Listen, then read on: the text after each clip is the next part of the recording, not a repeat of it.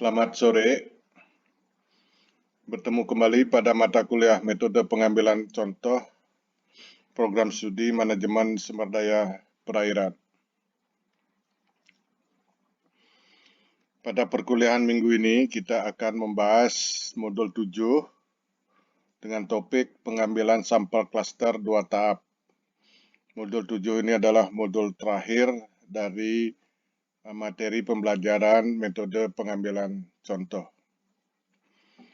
Modul ini membahas tentang konsep dan teknik mengambil sampel klaster 2 tahap, kemudian pendugaan parameter populasi, dan juga tentang pendugaan proporsi populasi dari sampel klaster 2 tahap.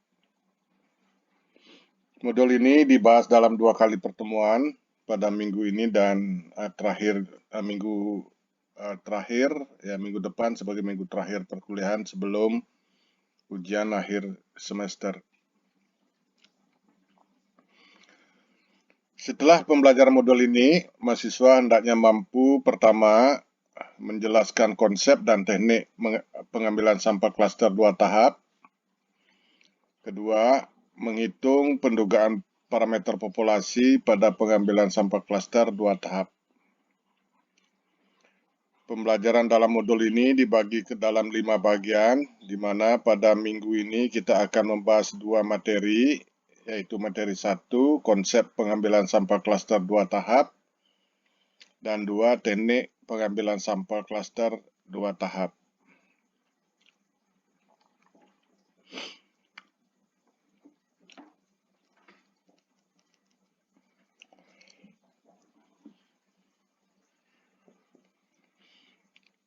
Kita akan mulai dengan membahas materi pertama, konsep pengambilan sampel klaster 2 tahap.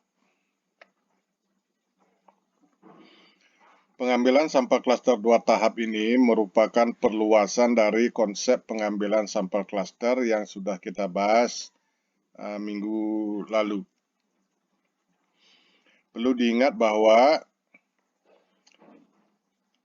dari pembahasan pengambilan klaster di modul 6, bahwa klaster biasanya merupakan kumpulan elemen seperti dalam kasus misalnya klaster atau blok rumah tangga. Jadi sebuah klaster, ya, ini misalnya sebuah satu klaster, ini adalah kumpulan dari elemen-elemen. Jadi ada elemen-elemen atau unsur di dalam klaster. Dalam contoh ini, satu klaster berisi 14 elemen. Kalau ini ibaratkan sebagai blok atau klaster rumah tangga, ini di dalamnya terdapat 14 elemen atau 14 rumah tangga.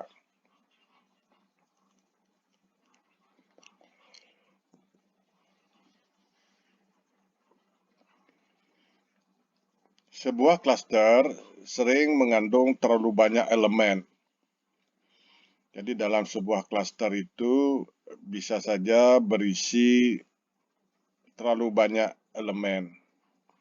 Di mana dengan elemen yang terlalu banyak tersebut, untuk mendapatkan pengukuran semua elemen pada masing-masing sampel klaster akan membutuhkan waktu dan biaya yang besar.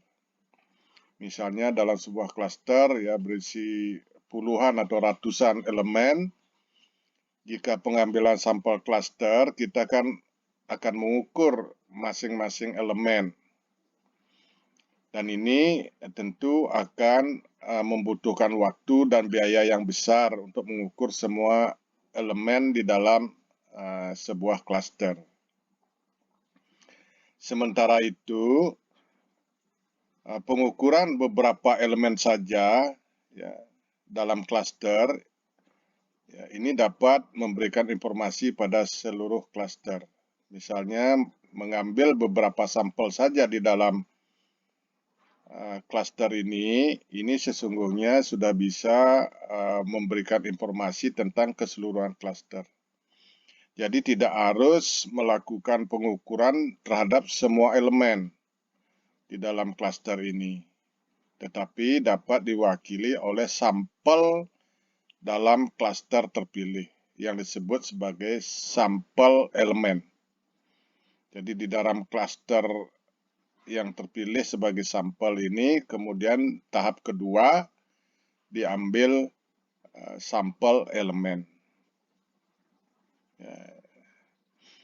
Nah, dalam kasus ini peneliti dapat memilih sampel klaster, kemudian mengambil sampel elemen dalam setiap klaster. Inilah yang disebut sebagai sampel klaster 2 tahap. Nah, jadi didefinisikan sampel klaster 2 tahap ini diperoleh dengan terlebih dahulu memilih sampel klaster, ya, tahap pertama. Kemudian tahap kedua adalah memilih sampel elemen dari setiap klaster.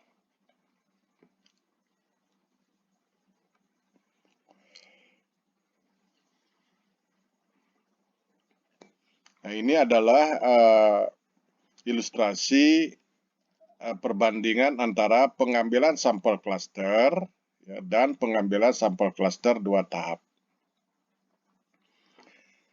Pada pengambilan sampel klaster, ya, misalnya di dalam populasi terdiri dari beberapa klaster. Ya, misalnya di sini ada misalnya populasi nelayan misalnya di sebuah provinsi terdapat beberapa klaster berupa sentra-sentra nelayan. Ya, dalam contoh ini populasi dengan 11 klaster atau N besar sama dengan 11. Nah, pada pengambilan sampel klaster kita akan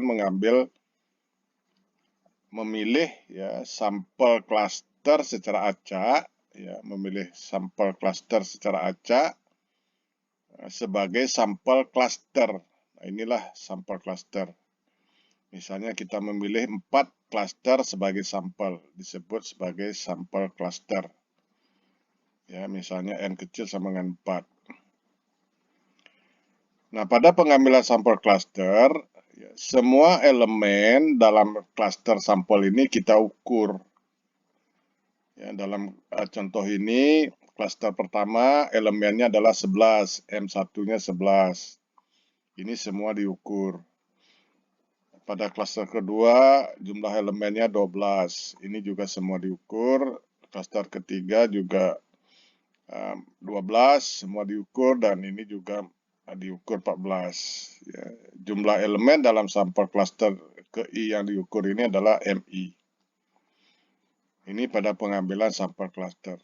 Nah, apabila ini di dalam klaster ini jumlah elemennya banyak, ya terlalu banyak, ini akan membutuhkan waktu dan biaya yang besar untuk mengukur semua elemen di dalam klaster-klaster yang terpilih sebagai sampel klaster.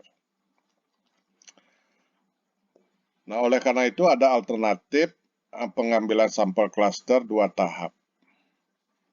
Nah, dalam pengambilan sampel klaster 2 tahap, ya, jadi populasi dengan 11 klaster ini dipilih 4 klaster secara acak misalnya ya. Nah, kemudian ya, pada tahap kedua diambil sampel elemen dalam klaster masing-masing klaster terpilih. Jadi pengambilan tahap pertama ya, adalah memilih sampel klaster secara acak, dalam contoh ini adalah 4. Kemudian pengambilan sampel tahap kedua ini adalah memilih sampel elemen. Jadi memilih sampel elemen secara acak dari masing-masing klaster yang terpilih atau dari sampel klaster. Nah, dalam contoh ini adalah pada klaster pertama ya dipilih 4, ya pada kedua dipilih 4 juga, ketiga juga 4, yang keempat juga 4 sampel. Jadi pengambilan sampel 2 tahap ini artinya ada 2 tahap pemilihan sampel. Tahap pertama adalah memilih sampel klaster, tahap kedua adalah memilih sampel elemen. Ya, dari klaster sampel, dari sampel klaster. Nah, Kembali ditekankan pengambilan sampel klaster 2 tahap ini adalah tahap pertama pengambilan sampel klaster, tahap kedua adalah pengambilan sampel elemen dalam sampel klaster. Jadi mudah-mudahan bisa dipahami ya, lebih mudah bisa dipahami dengan ilustrasi ini.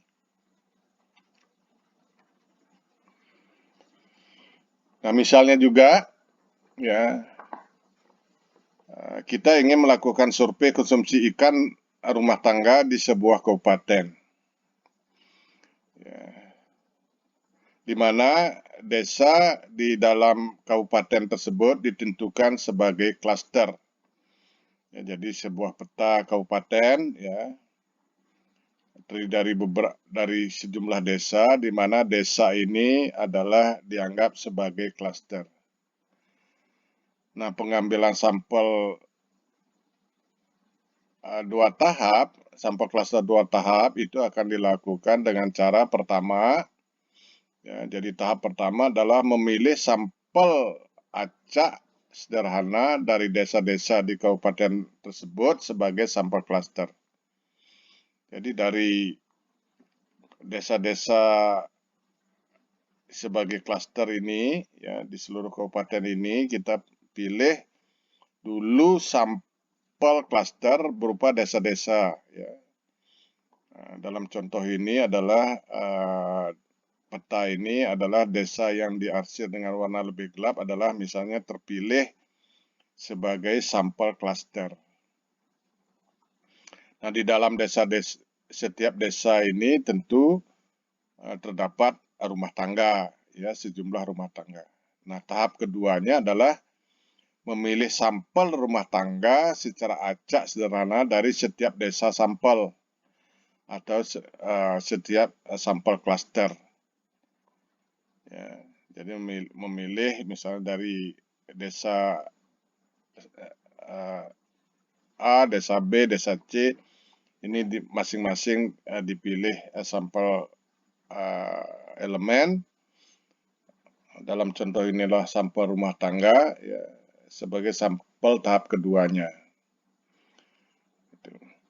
Nah, dengan demikian desa yang terpilih sebagai sampel, ya, desa yang berwarna arsir gelap ini disebut sebagai desa sampel klaster. Sedangkan rumah tangga yang terpilih dari desa-desa sampel ini disebut sebagai sampel elemen dari setiap klaster.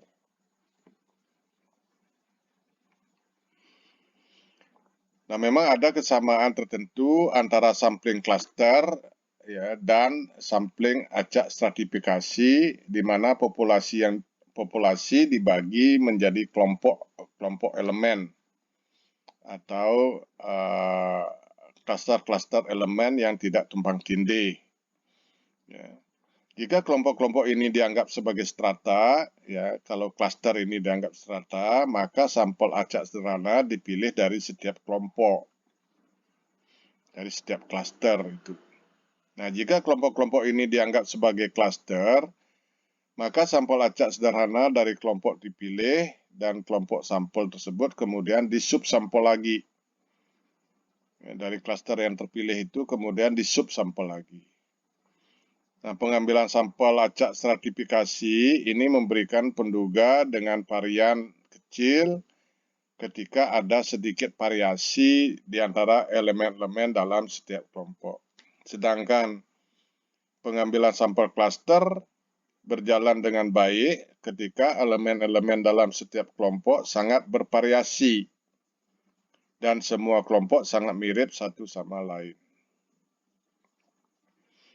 Ya, dari satu sisi elemen-elemen dari setiap kelompok bervariasi, tetapi kelompok-kelompok tersebut sangat mirip.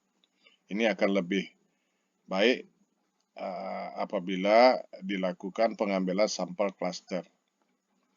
Nah, keuntungan pengambilan sampel klaster 2 tahap dibandingkan dengan desain lainnya adalah sama seperti yang tercantum dalam modul 6, ya, untuk pengambilan sampel klaster.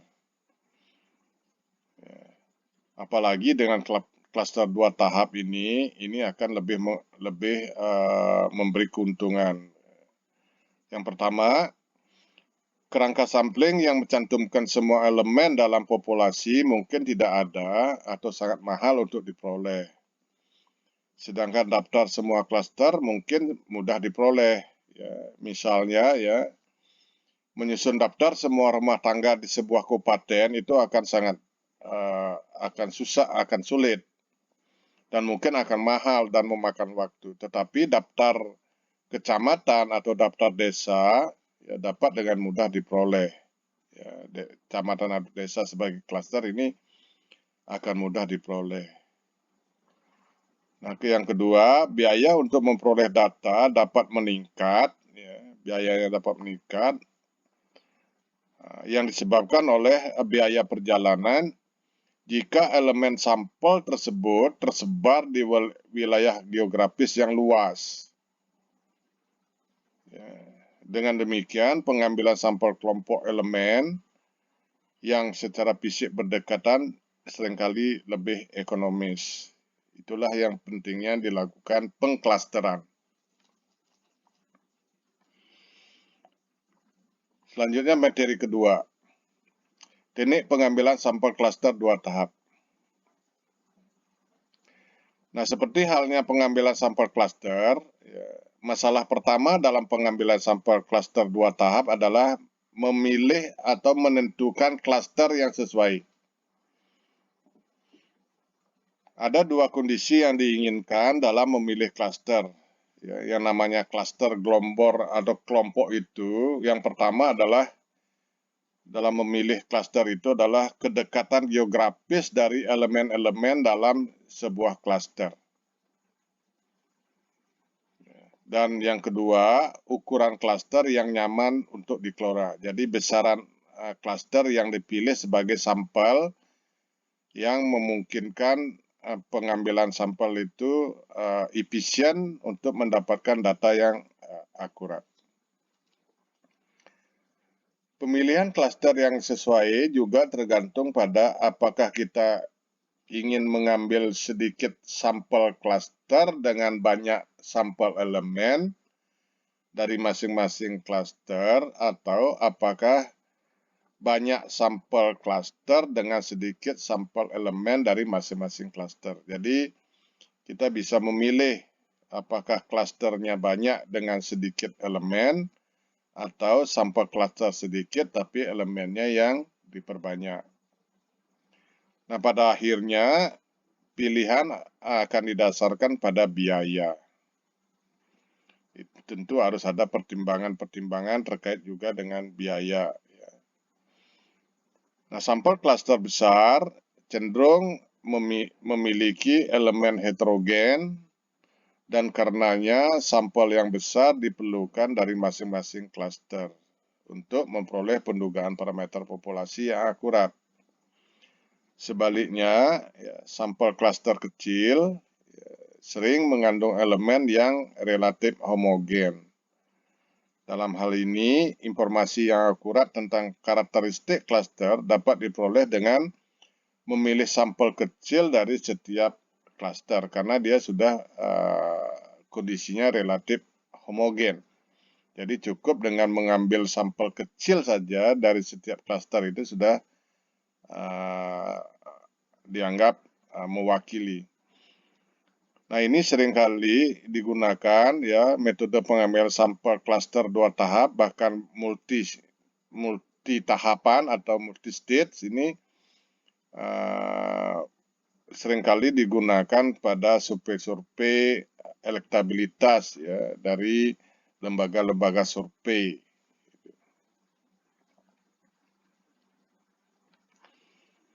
Nah, tahapan dan prosedur memilih sampel klaster 2 tahap. Pertama-tama ya kita perlu mendapatkan kerangka sampling yang mencantumkan semua klaster dalam populasi. Jadi pertama kita perlu menentukan klaster dalam populasi sebagai kerangka sampling. Ya. Misalnya kerangka sampling berupa sentra-sentra nelayan di sebuah kabupaten sebagai klaster. Ya, misalnya terdapat 20 sentra nelayan di kabupaten tersebut, berarti kerangka samplingnya adalah 20 klaster berupa sentra nelayan. Yang kedua, kemudian menarik sampel acak sederhana klaster dari semua klaster menjadi kerangka sampling tahap pertama. Ini disebut sebagai memilih sampel klaster dari klaster yang ada. Misalnya kita ingin memilih secara acak 8 klaster sentra nelayan dari 20 klaster yang ada di kabupaten tersebut. Nah, 8 klaster nelayan ini disebut sebagai sampel klaster.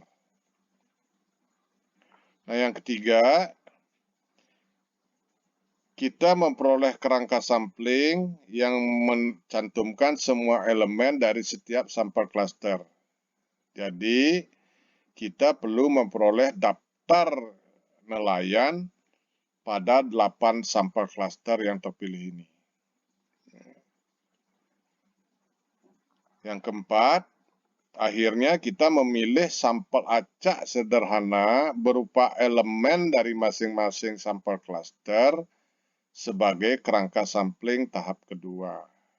Nah, dalam contoh ini misalnya kita memilih sampel nelayan secara acak dengan ukuran sampel misalnya proporsional dengan jumlah nelayan pada setiap sampel klaster.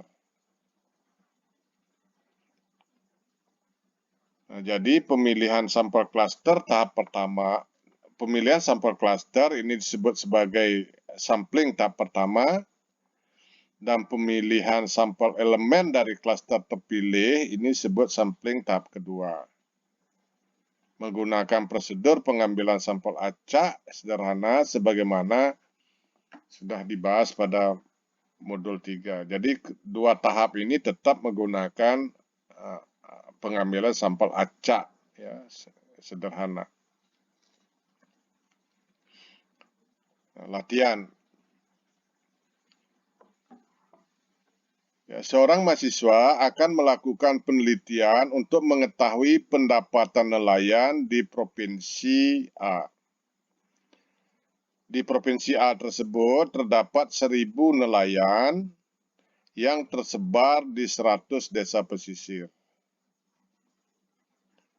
Nah, dengan berbagai pertimbangan teknis dan biaya, mahasiswa tersebut memutuskan mengambil sampel nelayan yang akan diwawancarai dengan metode pengambilan sampel klaster 2 tahap. Nah, bagaimana teknik pengambilan sampel klaster 2 tahap yang seharusnya dilakukan oleh mahasiswa tersebut? Nah, di sini pertama-tama mahasiswa itu harus menetapkan klaster apa yang digunakan sebagai klaster. Nah, dalam contoh ini adalah desa-desa pesisir yang terdapat nelayan itu dijadikan klaster. Sehingga kerangka sampling pertama ini akan ada 100 desa pesisir sebagai klaster. Ya, N besarnya adalah 100. Langkah kedua, mahasiswa akan memilih secara acak desa pesisir sebagai sampel klaster. Ya, misalnya diputuskan memilih 10 desa pesisir sebagai sampel klaster dari 100 desa pesisir yang ada. Berarti N kecilnya adalah 10.